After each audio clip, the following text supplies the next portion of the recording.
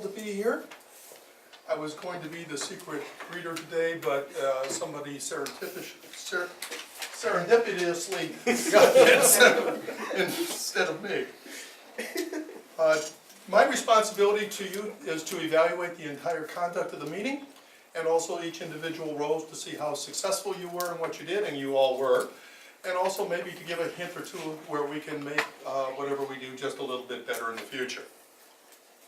First of all, we'll start off by saying that our meeting started very much on time. It was, the gavel was brought down by our VP of Education, Rick Daly, at 12:01 and a half, not that I was looking at the clock or anything. And I enjoyed the fact that when you read the mission statement, you did it with emphasis, you made it a little bit of your own. And that's kind of important to show commitment and belief and also impart that to all of us, and especially our guests. Very well done. Our Toastmaster today, Shahar Gur, was Mrs. President, does her thing in royal fashion each and every time. We could all take lessons, I assure you. The lectern protocol of shaking hands every time to turn that control lectern back and forth was done with precision and grace.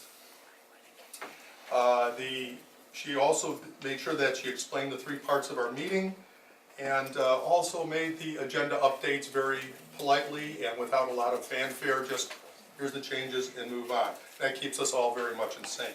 It's very important to us to realize that as long as we get the information to her ahead of time, she doesn't have to make any last minute changes.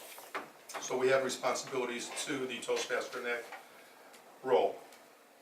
Let's go to the individual roles along the way. We introduced the, okay, our odd counter was Sworn Redding. She explained her role very clearly and thoroughly to us, so we all know what's coming in just a few moments from now. Our timer was exquisite at, I don't know this is your first or second time perhaps as timer, but you read the script. You didn't put a lot of imagination into that, but that's absolutely perfect because you have to get comfortable with it the first time or two, and then you can make a little bit more of your own along the way. The reports that you gave us as far as timing was absolutely spot on and perfect. I couldn't improve on anything. A job very well done, especially in the demonstration area. Nicely done. Our wordmaster and humorist, Emily Buss, wearing 2 hats today, and possibly 3, as she is the ultimate multitasker. I appreciate the word of the day, surreptitious. Surreptitious, because it was a little hidden from sight up here. The only negative aspect of it is, I don't know if, let me double check, as wordmaster, perhaps it would have been nicer to have another one, copy of the word up here to help prompt our speakers to use it, but it did get used reasonably throughout the meeting.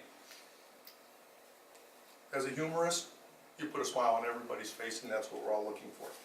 Now let's go into a little bit more of the meat of what we're here about, and let's hear the evaluations of our different speeches. And Ruben gave an excellent speech today, and his speech is being evaluated by John Paredes. John, would you come up here and do the honors, please?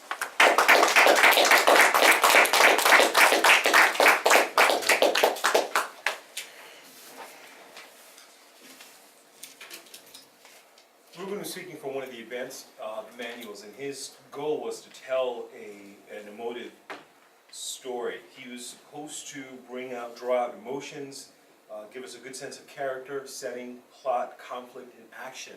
And I think he really did that, especially that setting part, when he really started his story by saying, they say that whatever stays in Vegas, whatever happens in Vegas stays in Vegas, wherever they are. So you kind of set the stage, like, oh man, what kind of story is this going to be? But counter to that, and a lot of storytelling has to do with contrast, he just stood up, held the stage for a moment, crossed his arms behind his back, and he maintained that stance throughout.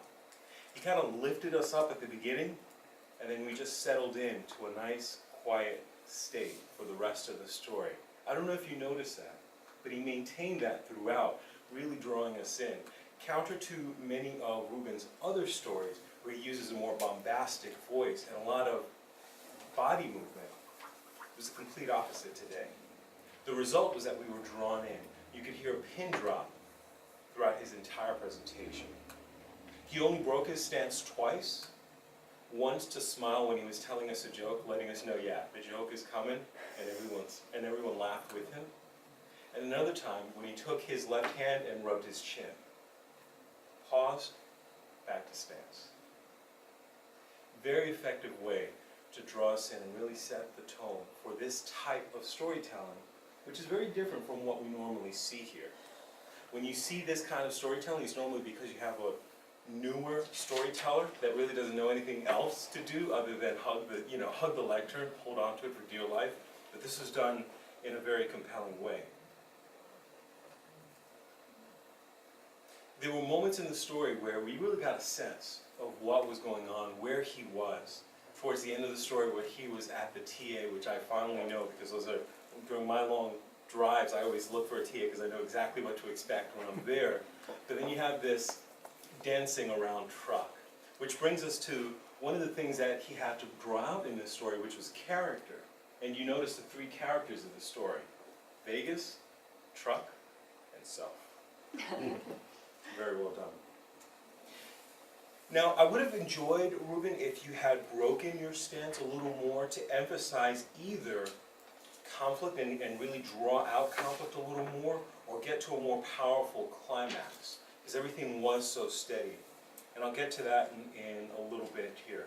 And your point with this presentation was to stay within a certain range of that low, slow, steady pace.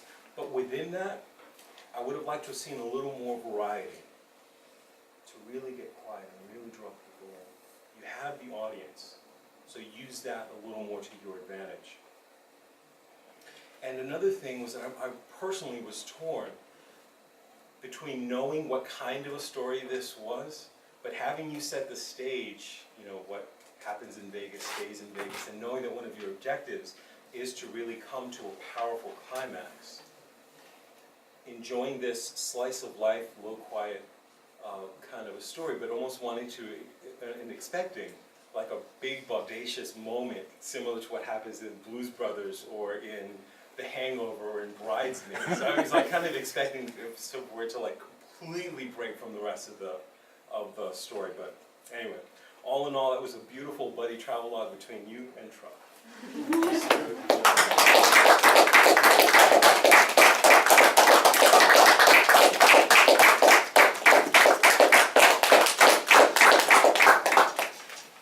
And doing the honors of evaluating Steve's speech, Emily Butts.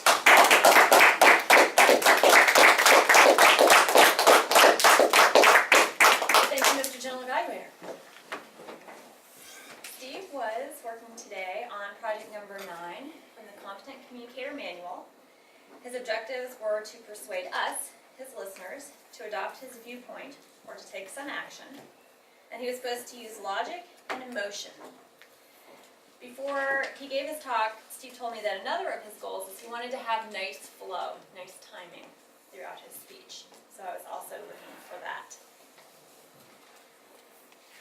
Steve, I enjoyed the clarity that you had at the very beginning of your talk. Your